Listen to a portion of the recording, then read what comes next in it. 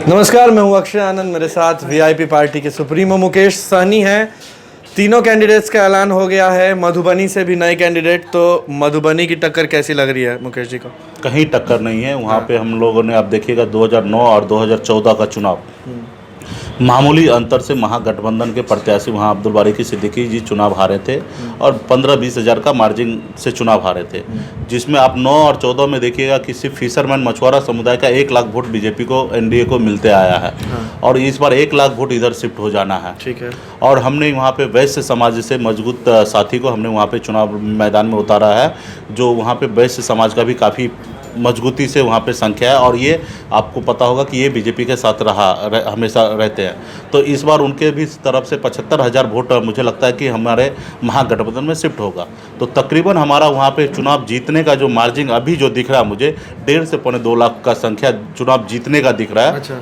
और मजबूती से वहाँ से हम चुनाव जीत रहे हैं। सारा आंकलन कर चुके हैं। फातमी साहब भी मान गए? जी हाँ, फातमी साहब हमारे आरजेडी के बड़े नेता हैं। वहाँ कई बार चुनाव लड़े, केंद्र में मिनिस्टर रहे हैं और हमारे बड़े नेता हैं महागठबंधन के। और उनका सहयोग, उनका आशीर्वाद हमारे प्रत्याशी को जरूर मिलेगा।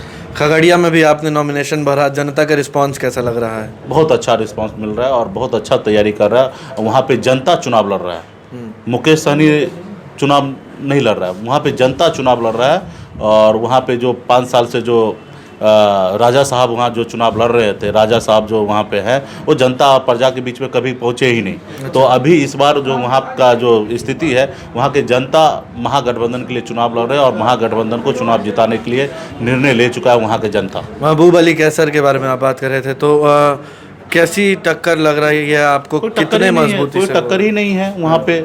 वहाँ का जनता भी चुनाव लड़ रहा है। वहाँ पे सनफ मल्ला सिर्फ प्रत्याशी है, वहाँ पे नॉमिनेशन किया है। अभी वहाँ पे जनता चुनाव लड़ रहा है कि हम प्रजा है, राजा साहब के बीच में हमने जिस राजा साहब को चुना, राजा साहब को दिल्ली भेजा, वो राजा साहब हमारे पास 5 साल में कभी भी नहीं आया है। तो ऐसे राजा साहब को बदल देना चाहिए। तो वहाँ के जनता है वो राजा साहब को अभी बदलने का कोशिश कर रहा है। महागठबंधन में वोट शिफ्टिंग हो रही है खगड़िया में? समीकरण जिस तरह से आपने समीकरण है, कोई कहीं पे 1% भी आगे पीछे नहीं। सारे के सारे समीकरण जो हम लोग गठबंधन में जो सही हुए, हमारे जीतनराम मांझी जी हैं, उपेंद्र कुशवाहा जी हैं, या कांग्रेस पार्टी आरजेडी है या वीआईपी, सारे लोगों का अच्छा कोऑर्डिनेशन है। और सब वोट आप देखिएगा, अगर मिला दीजिएगा सारे वोट, तो ये हम लोग 70 से 75% वोट बैंक है। आपके उम्मीदवार बनने के बाद वहाँ के मल्लाह समाज में किस तरह का उत्साह दिख रहा है?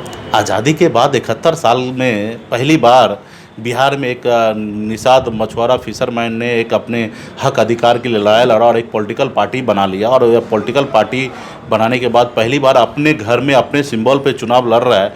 तो आप समझ सकते हैं इसका खुशी का अंदाज़ा नहीं है। बिहार, सिर्फ खगड़िया ही नहीं, पूरे बिहार में आप नॉमिनेशन का अगर आपके पास फुटेज होगा तो आप देखिएगा कि वहाँ पे नॉमिनेशन किस तरीके से हुआ। हाँ, हमने देखा भी और दिखलाया भी है।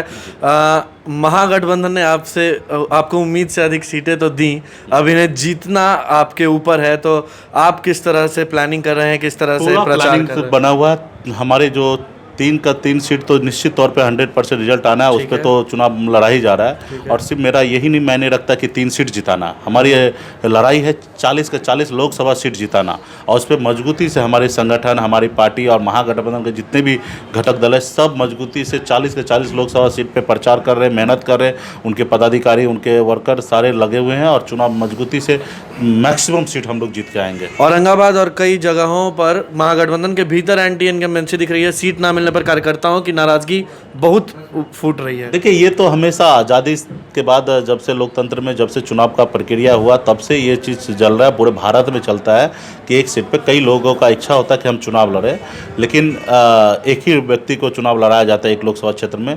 तो पार्टी में कुछ लोग होते हैं, नाराज़ हो जाते हैं, लेकिन समय आते आते सब ठीक हो जाता है।